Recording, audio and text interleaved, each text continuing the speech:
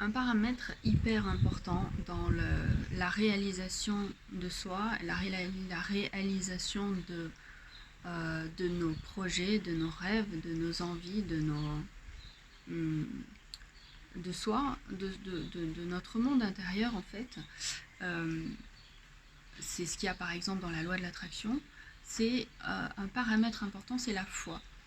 La foi, c'est un mot qui est très souvent, qui a été associé à la religion, alors qu'en fait, ça n'a rien à voir avec la religion.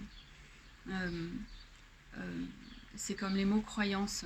Vous avez probablement tous déjà entendu les mots croyances limitantes, croyances limitatives. Euh, et dès qu'on entend le mot croire ou croyance, c'est lié tout de suite à la religion. La religion et la foi sont deux choses en fait qui n'ont rien, qui n'ont pas de lien. Euh, on peut très bien être religieux sans avoir la foi en fait, et on peut très bien avoir la foi sans se retrouver ou sans appartenir à aucune religion. Et la foi, c'est quoi c'est pourquoi je disais c'est indispensable. En fait, c'est notre, c'est un état complet, total, un état d'entièreté dans une direction, dans une chose. Ça a été un des paramètres fondamentaux pour la transformation de mon état, par exemple. Je suis passée de malade, quand j'étais malade, j'avais plusieurs maladies auto-immunes, notamment la polyarthrite rhumatoïde, le lupus, donc des maladies insoignables, hein, d'après la médecine traditionnelle. Et en fait, quand on commence à changer son état d'esprit, on commence à changer les possibilités qui s'offrent à nous. C'est-à-dire, si je considère que c'est comme ça, que je vais par exemple être malade toute ma vie, bah, effectivement, ce qui va se passer, ça va être que je vais être malade toute ma vie.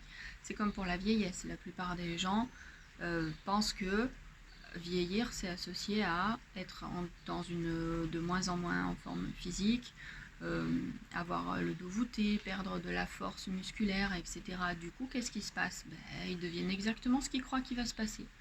Donc, les croyances limitantes peuvent aussi devenir des croyances qui nous supportent, qui nous bénéficient en fait. Et pour la santé, c'est pareil. Par exemple, le jour où j'ai compris qu'en fait, c'était leur vision de la chose, mais que c'était pas la vérité, que la vérité, je pouvais moi la choisir et ensuite me la créer, il m'a fallu du temps pour réaliser ça. Du coup, ça a changé mon monde des possibles. En fait, ça c'est lié à la mécanique quantique, c'est un petit peu comme tout est potentiellement.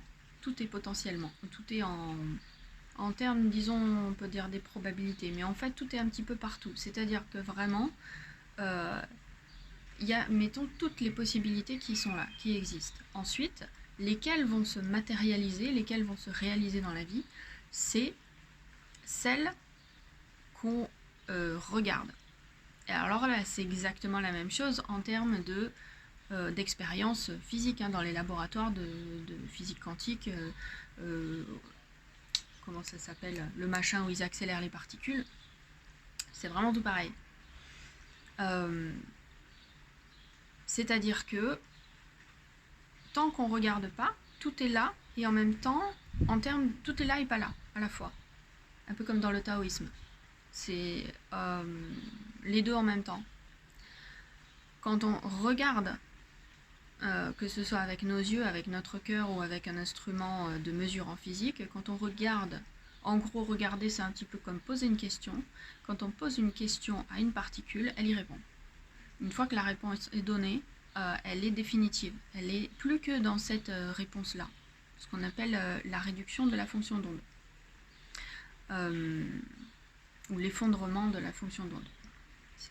C'est la même chose. Et dans la vie, c'est pareil. Si on regarde le monde à travers, par exemple, les problèmes, on va voir les problèmes parce qu'en fait, on va les matérialiser réellement parce que c'est là qu'on met notre conscience et notre énergie. Si on a l'état d'esprit de, par exemple, je suis malade et je vais rester malade, c'est là que l'énergie et que la conscience va aller. Donc, c'est ces probabilités, c'est ces possibilités dans l'infinité des possibilités, c'est ça qui va se réaliser. Si je commence à changer et à me dire, ok, ça c'est un état, mais c'est possible de revenir à la santé, par exemple, ou c'est pas. Après, il faut savoir ce que ça veut dire pour nous santé. Hein. C'est possible de que, par exemple, ce symptôme disparaisse. Alors, mon énergie va se poser de façon différente, ma conscience va se poser différemment sur l'ensemble des possibilités, et ce qui va se matérialiser va être différent. Et le corps est très bien. Alors évidemment, le corps, c'est un capteur des informations qui sont là, mais c'est aussi une matérialisation qui suit notre conscience, qui elle-même dicte l'énergie, qui elle-même dicte la matière. Donc ça va dans les deux sens, bien entendu. Le sens conscience-matière est beaucoup plus puissant. Pour en revenir au départ, la foi, c'est quoi? C'est quand on focalise 100% de sa conscience sur une des probabilités, des possibilités, parmi l'ensemble des possibilités. Exemple, moi, ok, par exemple, un de mes rêves, c'est d'aller en Chine. Quand je pense à mon futur, même si le temps n'existe pas, mais disons, quand je pense à mon état prochain, je ne considère que le fait que je vais habiter en Chine. Point. Le reste ne fait pas partie de ce que je considère.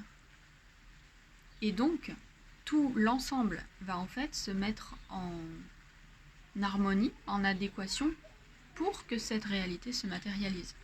Le comment, ce n'est pas de mon ressort de le trouver. Je sais que ça va arriver. Et c'est ça, la foi, du coup, c'est le je sais que ça va arriver. Il n'y a pas d'autre choix possible, il n'y a pas d'autre possibilité possible que celle-ci. Et ça, c'est la foi.